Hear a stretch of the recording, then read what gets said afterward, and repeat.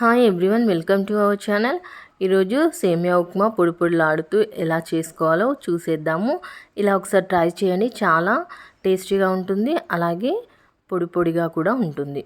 ఇక్కడ మనము ఫస్ట్ అయితే సేమియాని అయితే ఇలా డ్రై రోస్ట్ అయితే చేసుకోవాలండి. చక్కగా మీడియం ఫ్లేమ్లో పెట్టి సేమియా కలర్ చేంజ్ అయ్యే వరకు ఇలా మనము డ్రై రోస్ట్ చేసుకోవాలి. చూసారు కదా, కలర్ చేంజ్ అయింది, గోల్డెన్ బ్రౌన్ కలర్ వచ్చేసింది. ఇప్పుడు దీన్ని తీసి పక్కన పెట్టేసుకుందాము. దానికి కావాల్సిన కొత్తిమీర, పచ్చిమిర్చి, క్యారెట్, కరివేపాకు, ఆనియన్ ఇవన్నీ రెడీ చేసేసుకున్నాను. ఇప్పుడు మనము ఇదే ముక్కుట్లో ఒక 2 స్పూన్ల ఆయిల్ వేసుకోవాలండి. ఆయిల్ వేడైన తర్వాత 1 స్పూన్ జీలకర్ర, 1/2 స్పూన్ ఆవాలు, అలాగే 1 స్పూన్ శనగపప్పు, 1 గుప్పెడు పల్లీలు వేసుకున్నాను. ఫస్ట్ మనం ఏంటంటే పప్పులు ఇవి చక్కగా ఫ్రై కావాలి కాబట్టి ఫస్ట్ అవి వేసేసాను. తర్వాత పచ్చిమిర్చి, 2 ఎండుమిర్చి,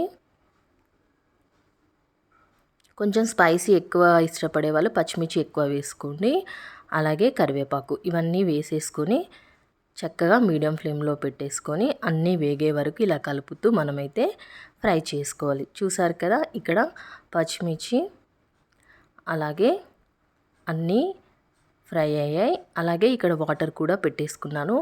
నేను 1 గ్లాస్ సేమియా తీసుకున్నాను కదండి, మనము 1.5 గ్లాస్ వాటర్ని అయితే తీసుకోవాలి. అవన్నీ ఫ్రై అయిన తర్వాత ఇక్కడ ఆనియన్ కూడా వేసుకుంటున్నాను. మళ్ళీ ఒకసారి క్యారెట్ని కూడా వేసేసుకుందాం. వేసేసుకొని అన్నీ కలిపేసుకొని క్యారెట్ ఆనియన్స్ మగ్గే వరకు మనం ఫ్రై చేసుకోవాలి. నేను ఇలా క్యారెట్స్ని చిన్న చిన్న పీసెస్గా కట్ చేసుకున్నాను. ఇష్టం ఉన్న వాళ్ళు పొడుగ్గా కూడా కట్ చేసుకోవచ్చు. ఇక్కడే మనము సేమియా ఉప్మాకి సరిపోయేంత సాల్ట్ని కూడా వేసేసుకున్నాము. ఇప్పుడు అన్నీ కలుపుతూ ఇలా ఫ్రై చేసుకోవాలి. చూసారు కదా, క్యారెట్ ఆనియన్ కూడా ఫ్రై అయిపోయింది. ఇప్పుడు కొద్దిగా కొత్తిమీర యాడ్ చేసుకొని ఒక 1 మినిట్ ఇలా ఫ్రై చేసేసుకొని మనం పక్కనైతే వాటర్ని పెట్టేసుకున్నాం కదా, వాటర్ని కూడా యాడ్ చేసుకోవాలి. ఇందులో యాడ్ చేసుకున్నాక ఒకసారి సాల్ట్ చెక్ చేసుకోండి. చెక్ చేసుకొని